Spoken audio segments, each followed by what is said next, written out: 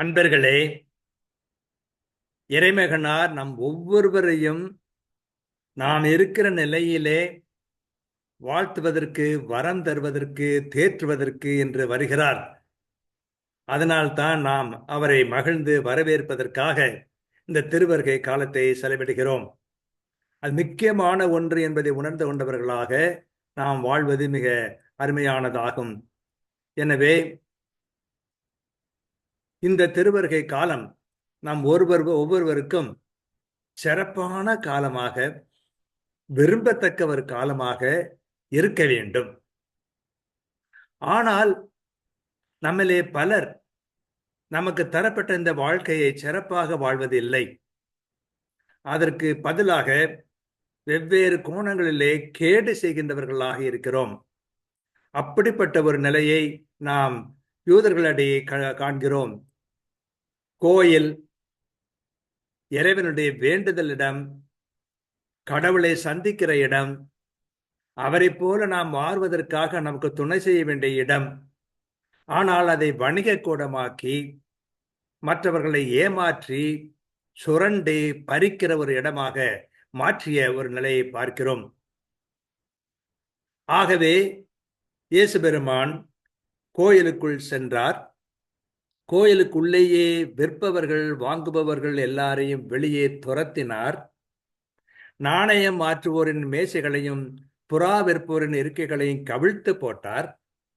என் இல்லம் இறைவேண்டலின் வீடு என்று அழைக்கப்படும் என்று மறைநூலில் எழுதியுள்ளது. ஆனால் நீங்கள் அதை கல்வர் கொகையாக்குகிறீர்கள் என்று அவரிடம் சொன்னார் என்று பார்க்கிறோம். சாந்தமே உருவான கிறிஸ்து கோபக்கனல் பொங்குகிறவராக இங்கே இருப்பதை பார்க்கிறோம். புரட்சி கனலோடு அவர் செயலாற்றுவதை பார்க்கிறோம். முரட்டுத்தனமாக செயல்படுவது போல இருக்கிறதை பார்க்கிறோம். அங்கே அடித்து விரட்டுகிறார், மேசைகளை கவிழ்த்து போடுகிறார், கடுமையாக அங்கே இருப்பவர்களை சாடுகிறார் என்றெல்லாம் பார்க்கிறோம். ஆகவே ஆண்டவர் இயேசு மீட்பவராக வருகிறவர். நம்முடைய பொல்லாத செயல்களிலிருந்து நாம் நீங்க வேண்டும் என்பதற்காக கடுமையாக நடந்து கொள்கிற ஒருவராக, புரட்சியாளராக வருகிறார் என்று பார்க்கிறோம். வாழ்க்கை முழுவதும் இப்படிப்பட்ட நிலை நமக்கு இருக்கிறது.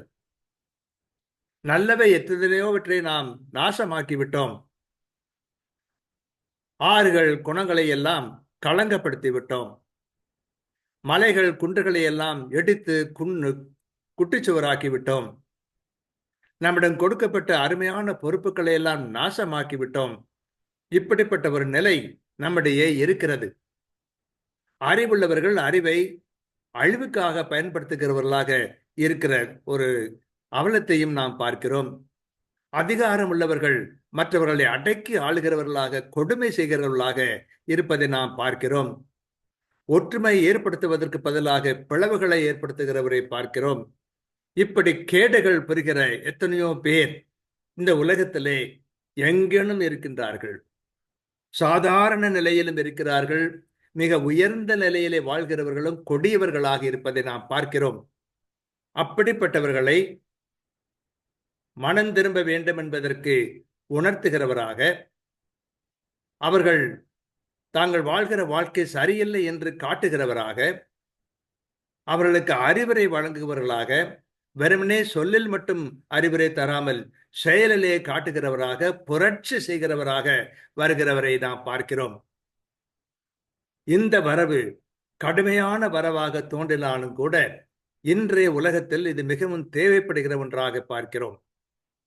எல்லா வகையிலும் கேடுகள், மதத்தை வைத்துக்கொண்டு கேடு பெறுகிறவர்கள், ஜாதியை வைத்துக்கொண்டு கேடு பெறுகிறவர்கள், ஆட்சியை கையிலே வைத்துக்கொண்டு கேடு பெறுகிறவர்கள், பள்ளிகள் முதலியவற்றை வணிக கூடங்களாக மாற்றிவிட்டவர்கள், மருத்துவமனைகள் சேவை இல்லங்களாக இருந்தவை இப்பொழுது அவையெல்லாம் பணம் சுரண்டுகிற இடமாக மாறிவிட்டன என்பதையெல்லாம் பார்க்கிறோம். இத்தகைய கொடிய சூழலில் நாம் வாழ்கிறோம். ஆகவே இந்த திருவருகை காலத்திலே இயேசு பெருமான் இரக்கமே மிகுந்தவராக உள்ளவர் வந்தாலும் கூட இந்த கொடியவர்களை கண்டு கொதித்து போகிறார். ஆகவே அவர் கடுமையான செயலில் ஈடுபடுகிறவராக வருகிறார் என்று பார்க்கிறோம். ஆகவே இதனால் நாம் இதையெல்லாம் உணர்ந்து கொண்டு மனம் மாறி இந்த கொடுமைகள் எல்லாம் நீக்கி நம்முடைய உலகத்தை அமைதி பூங்காவாக, அன்பு மலையாக, பாச கடலாக மாற்ற வேண்டும். அதைத்தான் அவர் விரும்புகிறார். அதற்காகத்தான் அவர் கள்வர் கொகையாக பள்ளிகளை, அரசியலை, மதத்தை, இனத்தை எல்லாவற்றையும் மாற்றிக்கொண்டிருக்கிறீர்களே, மனம் திரும்புகள் என்று சொல்வதற்காக கொஞ்சம் கடுமையாகவே செயலாற்றுகிறவராக வருகிறார் என்று பார்க்கிறோம்.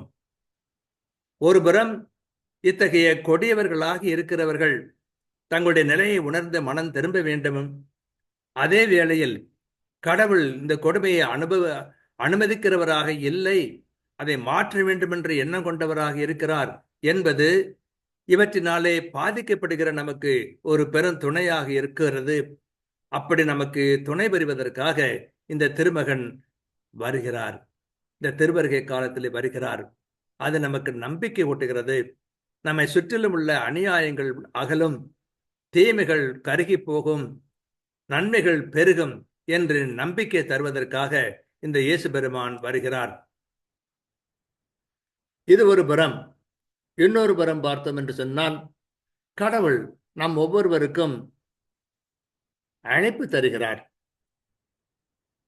நம்மிடம் பொறுப்புகளை ஒப்படைத்து அதை கொண்டு இந்த உலகத்தை சிறப்பான உலகமாக, இன்ப உலகமாக மாற்ற வேண்டும் என்று அவர் விரும்பிக் கொண்டிருக்கிறார். ஆனால் அதை உணராமல் நன்மை செய்தவர்களுக்கு நன்றி கொன்றவர்களாக இருக்கிற எத்தனையோ பேர்களை பார்க்கிறோம். கொடியவர்களாக மாறிவிடுகிறார்கள்.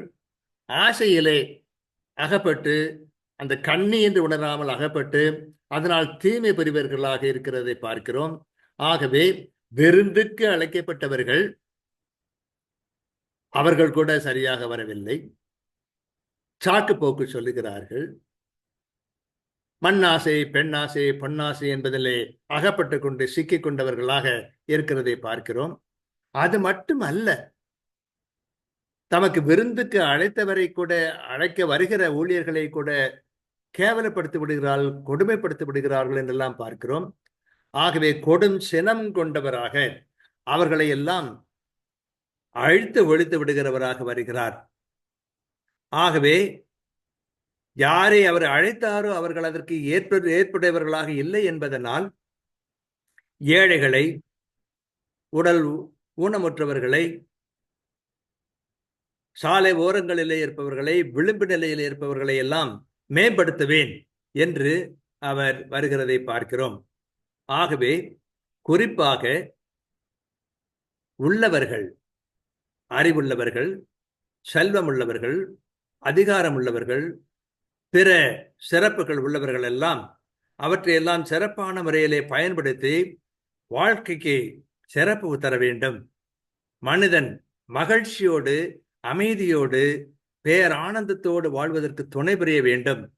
இல்லை என்றால் கடுமையான விளைவுகளை ஏற்படுத்துவார் என்பதை நாம் உணர்த்துவதற்காக இயேசு பெருமான் புரட்சியாளராக வருகின்றார், தண்டனை தருபவராக வருகின்றார். ஆகவே இந்த தண்டனை என்பது, இந்த புரட்சி என்பது முற்றிலும் நம்மை அழித்து விடுவதற்காக அல்ல, நம்முடைய அறிவை சீர்படுத்தி நம்முடைய வாழ்க்கை ஒளி ஊற்றுவதற்காக அவர் வருகிறார் என்பதை உணர்ந்து கொண்டோம் என்று சொன்னால் அது எவ்வளவோ நல்லது. ஆகவே இந்த உலகத்திலே நடக்கிற கேடுகள், நன்றி கெட்ட நன்மை நிலைகள், இவற்றையெல்லாம் கடவுள் பொறுத்து கொண்டிருந்தாலும் கூட அவற்றை அகற்றுவதில் தான் அவர் கவனமாக இருக்கிறார், கண்ணும் கருத்துமாக இருக்கிறார்.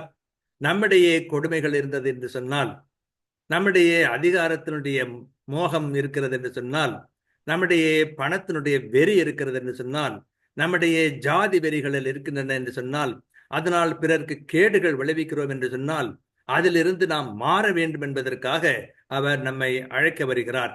ஆகவே இந்த அழைப்புக்கு செவி மடுத்து இந்த உலகத்தை இன்பவனமாக நாம் மாற்றுவதற்கு முன் வருவோமாக, வெற்றி பெறுவோமாக.